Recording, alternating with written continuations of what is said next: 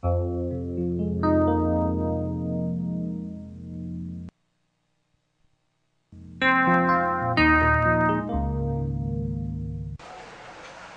uma grande satisfação estar de volta com o programa Classe Bíblica no Ar. Nós estamos apresentando o curso Os Evangelhos, o que Jesus fez e ensinou. E hoje nós vamos apresentar a nossa aula de número 2. Esta aula tem como título o Evangelho de Mateus. Nós temos 5 objetivos a serem alcançados com esta aula. Ao final dela, você deverá ser capaz de, primeiro, mencionar o tema do Evangelho de São Mateus. Segundo, citar 2 nomes famosos do Antigo Testamento, constantes da genealogia de Jesus em Mateus. Terceiro, dizer os nomes pelos quais o Messias é apresentado no Evangelho de São Mateus. Quarto, definir o que é o fermento dos fariseus. Quinto, dar o significado de parábola. Esses são os nossos objetivos. O nosso texto de número 1 tem como título Autor e Tema. Quem escreveu o Evangelho de Mateus? Qual é o seu tema principal? Nós não temos, no Evangelho de Mateus, muitas informações sobre esse personagem, sobre este apóstolo. O que nós temos é Mateus assentado na coletoria, Jesus passa por ele e então o convoca para deixar aquela atividade e tornar-se um dos seus seguidores. É claro que a função que ele desenvolvia na coletoria funcionava como um facilitador da sua condição de alguém que escreveria um evangelho. E nós devemos dar graças a Deus por esse relato, porque ele nos traz informações amplas e enriquecedoras a respeito do Messias. Mateus escreveu o seu evangelho para os judeus. Nós já falamos isso na nossa aula anterior. E no seu evangelho, ele destaca Jesus como rei dos judeus. Este é exatamente o propósito do livro: indicar que Jesus era o cumprimento das promessas feitas no Antigo Testamento de um Messias vindouro. Ele é o rei dos judeus. Por diversas vezes, Mateus colocou esta expressão. Alguns autores entendem que Mateus escreveu o seu evangelho aproximadamente no ano 45 depois de Cristo. Outros acham que o Evangelho de São Mateus foi escrito no ano de 66. Para não radicalizar, para não ficarmos com uma posição unilateral, nós podemos aceitar que o Evangelho segundo escreveu São Mateus, ele pode ser datado entre os anos 45 e 66 depois de Cristo. Este nome Mateus significa dom de Deus. E, repetindo, o seu evangelho foi escrito em aramaico. Por que razão? Porque ele estava escrevendo não aos gregos, não aos romanos, mas estava escrevendo exatamente aos judeus. O propósito do livro, então, é apresentar a Jesus como rei dos judeus, como o cumprimento das promessas feitas ao povo de Israel. A ideia predominante, então, nesse livro é a de Jesus como rei. Foi isso que, por exemplo, aqueles magos no capítulo 2 disseram: onde é nascido o rei dos judeus? Nós temos ali o início de uma descrição de Jesus como rei dos judeus. O texto de número 2 da nossa aula tem como título A Genealogia do Rei. E nós gostaríamos de dar um esclarecimento aqui antes. As genealogias não foram escritas para se estabelecer uma cronologia.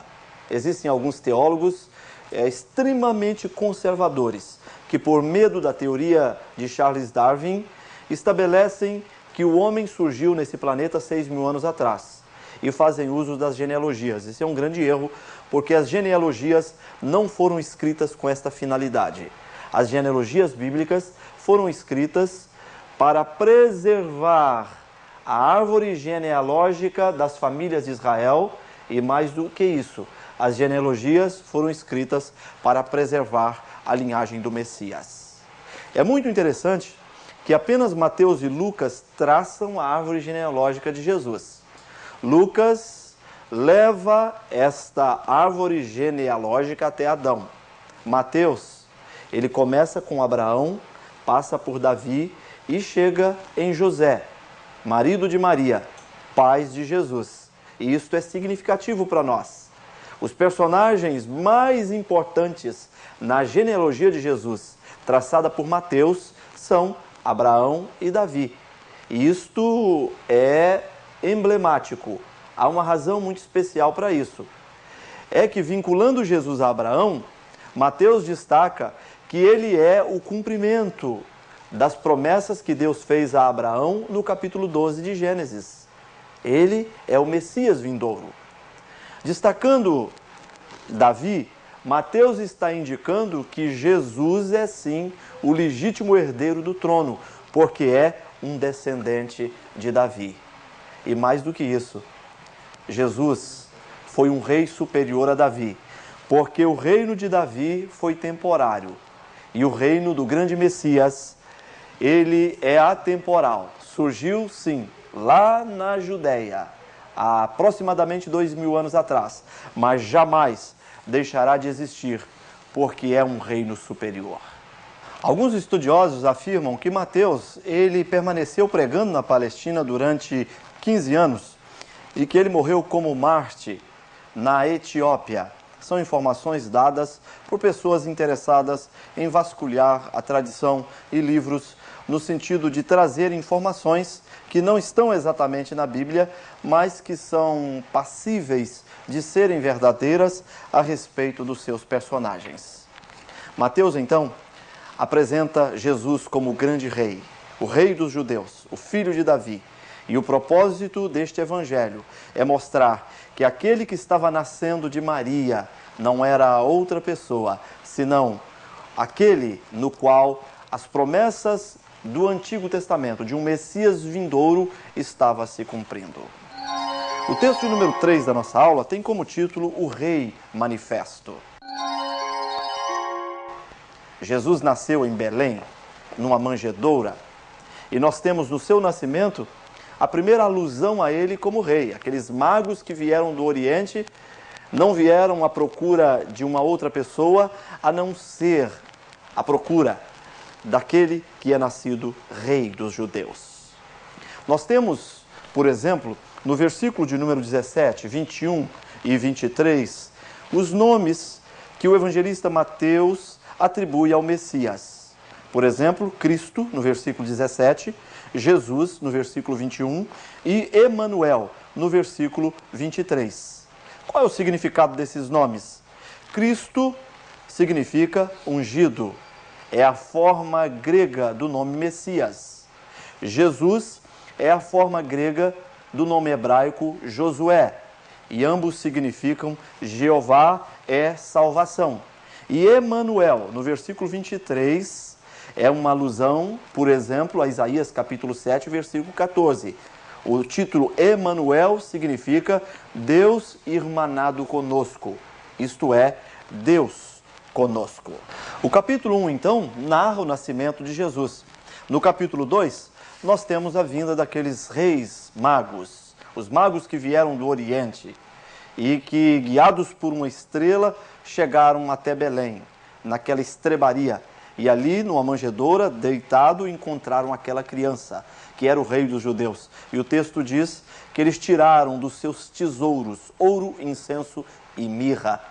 Há uma aplicação pessoal para nós nesse fato, é que eles tiraram dos seus tesouros, tiraram do que tinham de melhor e ofereceram ao que era nascido rei dos judeus, ouro, que simbolizava a sua realeza, incenso, que significava a sua santidade, e mirra, que é um simbolismo da sua divindade.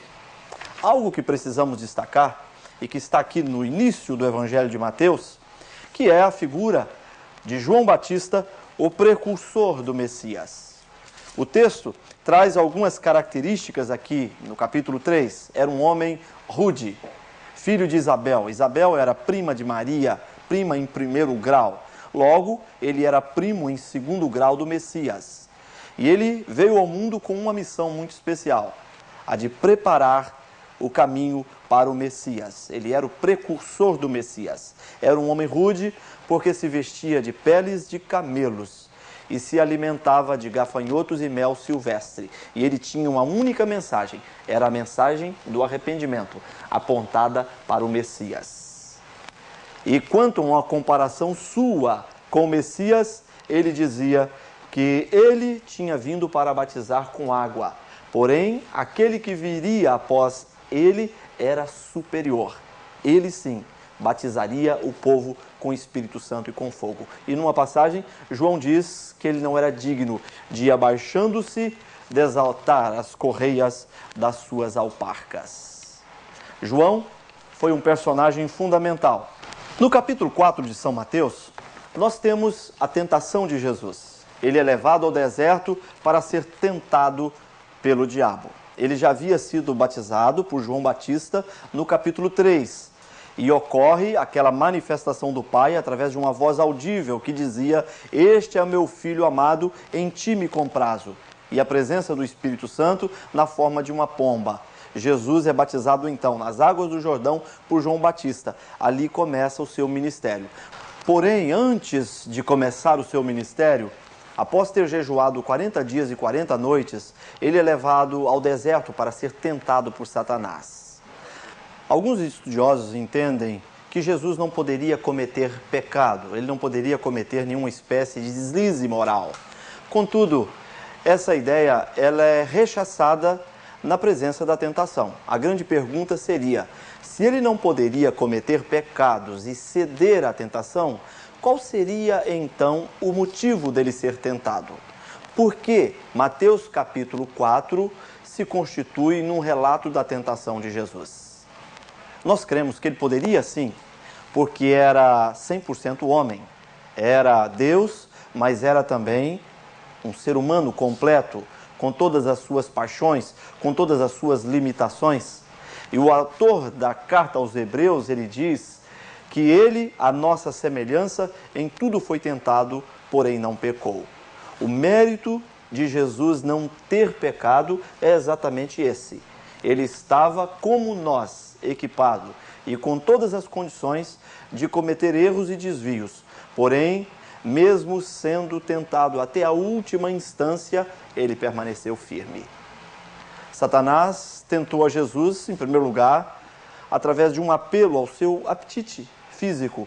Ele disse: "Se tu és o Filho de Deus, mande que essas pedras se transformem em pães." Ele estava jejuando há 40 dias e 40 noites.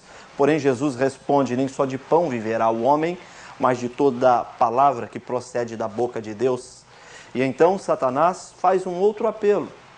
Lhe diz: "Lança-te daqui para baixo." Ele estava no pináculo do templo, porque está escrito: "Aos seus anjos será dada ordem ao teu respeito, para que guarde o teu pé, para que não tropeces em pedra."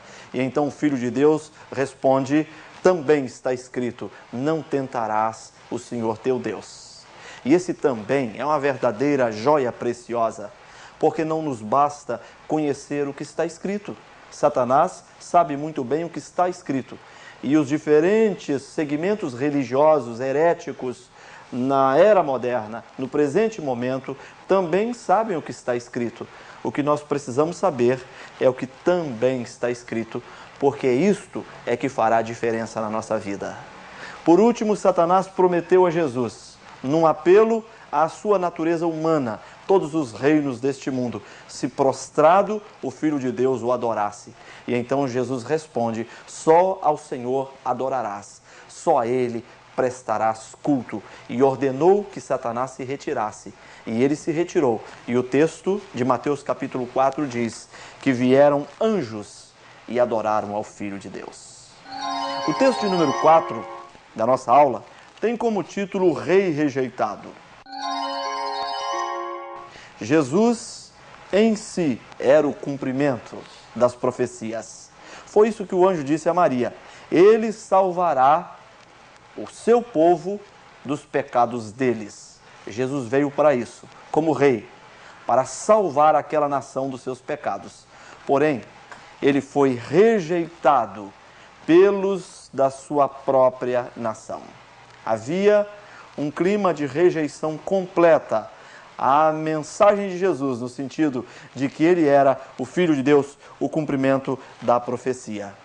Do capítulo 5 até o capítulo 7 de São Mateus, nós temos ali o Sermão da Montanha. Este sermão resume os principais ensinos que Jesus deixou para nós. Não cabe, no tempo dessa aula, fazer uma explicação de cada um dos versículos alusivos ao Sermão da Montanha, apenas mencioná-los. No capítulo 8 e 9, nós temos diversas curas operadas por Jesus. Ele curou um leproso, ele curou o criado de um centurião, ele curou a sogra de Pedro, enfim, ele efetuou muitas curas. No capítulo 9, a cura de um paralítico em Cafarnaum. Depois, Jesus chama Mateus, capítulo 9, versículo 9. Mateus estava sentado na coletoria e então ele é convocado a Jesus para segui-lo. No capítulo 10, Jesus faz a escolha dos seus 12 apóstolos. Esse seria o círculo de pessoas mais imediato a ele. Entre esses 12 apóstolos estava o próprio Mateus. E então, no versículo 5, a seguir do capítulo 10, Jesus dá diversas instruções e admoestações aos 12 homens que havia escolhido.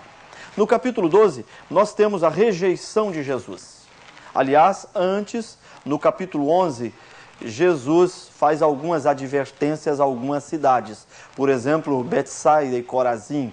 Ele diz, ai de ti, Betsaida, ai de ti, Corazim, porque se em Tiro ou em Sidom tivessem sido feitos os milagres que em ti se fizeram, há muito eles teriam se arrependido com saco e cinza. Jesus estava falando das cidades impenitentes, daquelas cidades que haviam sido palco dos seus grandes milagres, mas mesmo assim haviam se mantido com o coração empedernido, indiferentes.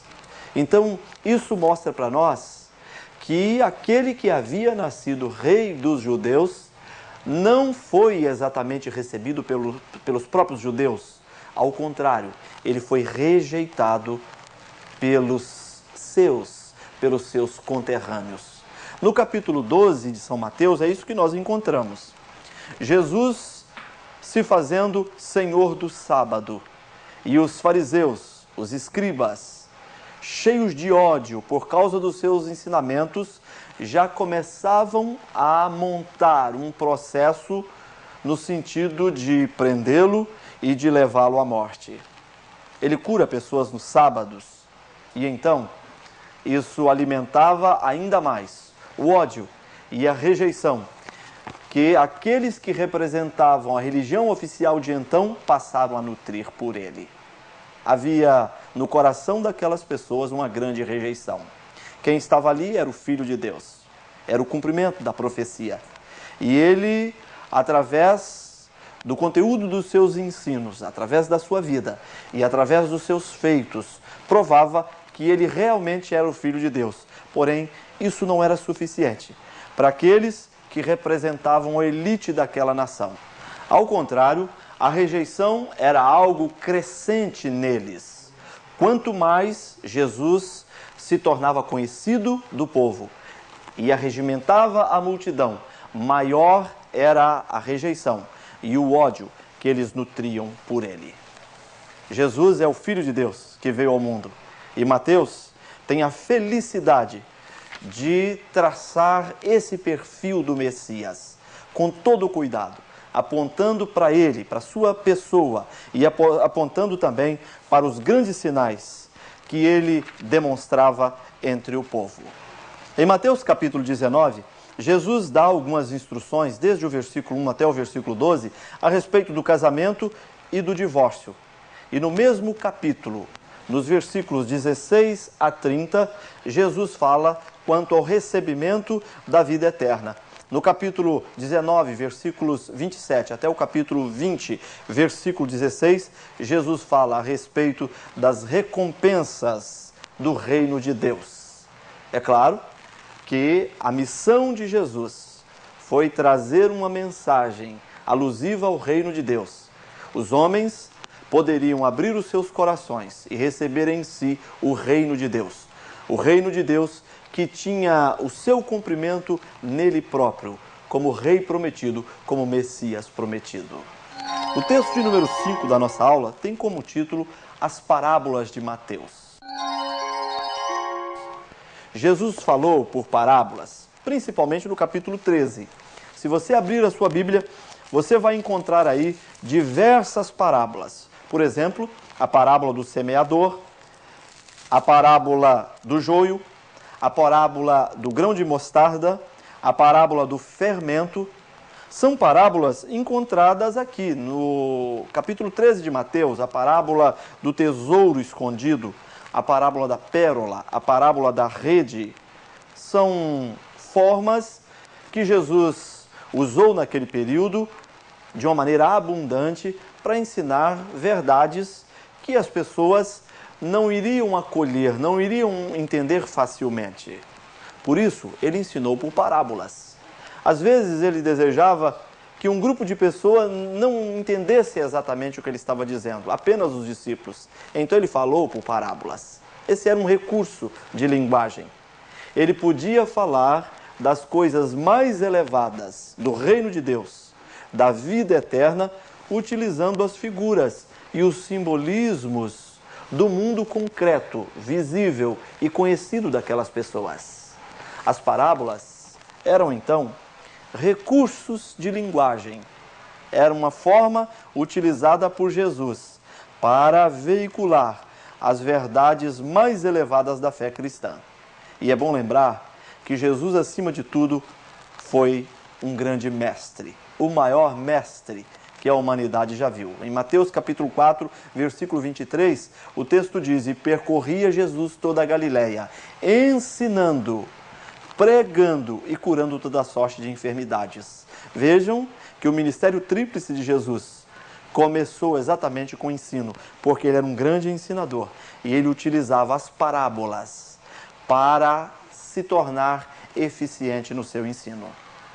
Eu disse que ele falou sobre a parábola do semeador e do joio, ilustrando o que ocorre no reino de Deus.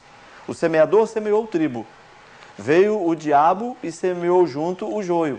Então as pessoas disseram a Jesus: vamos arrancar o joio? Ele disse: não, deixe que ambos cresçam. E no momento certo, o joio será tirado e o trigo será deixado.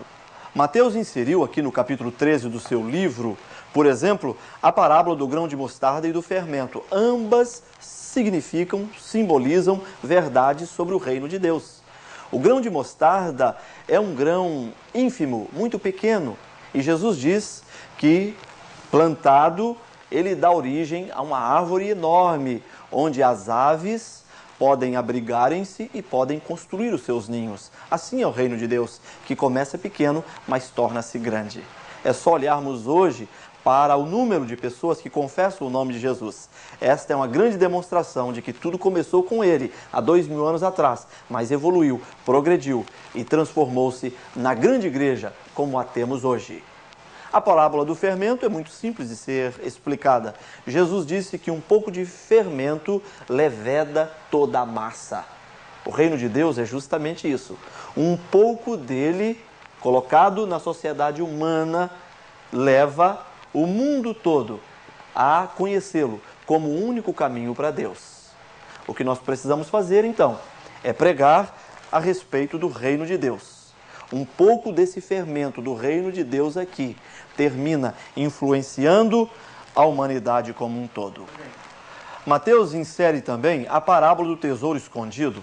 Um homem, encontrando-o, vende tudo o que tem para adquiri-lo. Assim é o reino de Deus. Não há nada que possa superá-lo em valor. O homem tem que considerar nada, todas as coisas, diante da importância do reino de Deus para a sua vida. Jesus disse: buscai em primeiro lugar o reino de Deus e a sua justiça, e as demais coisas vos serão acrescentadas.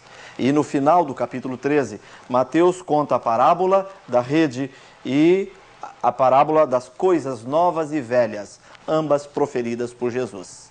A parábola da rede é muito fácil de ser explicada. Sendo lançada num rio, ela colhe peixes de toda a espécie. Porém, quando os pescadores a trazem à tona, eles separam os peixes bons dos peixes maus. assim vai acontecer ao final de todas as coisas. As ovelhas serão separadas dos bodes, utilizando uma linguagem de Mateus, inserida nos evangelhos. Isto é, serão separados aqueles que receberam a mensagem do grande rei, crendo nele e se arrependendo dos seus pecados. Estes serão separados daqueles que permaneceram numa atitude de rejeição à mensagem do grande rei, isto é, que ele veio ao mundo e deu a sua vida na cruz do Calvário em nosso benefício. Quando nos arrependemos dos nossos pecados e cremos nesse sacrifício, somos completamente salvos. Chegamos ao final de mais esta aula. Esta é a nossa aula de número 2. Esperamos que você tenha tido um bom aproveitamento nela. Queremos encontrá-lo na nossa aula de número 3. Que o Senhor te abençoe de uma forma muito especial.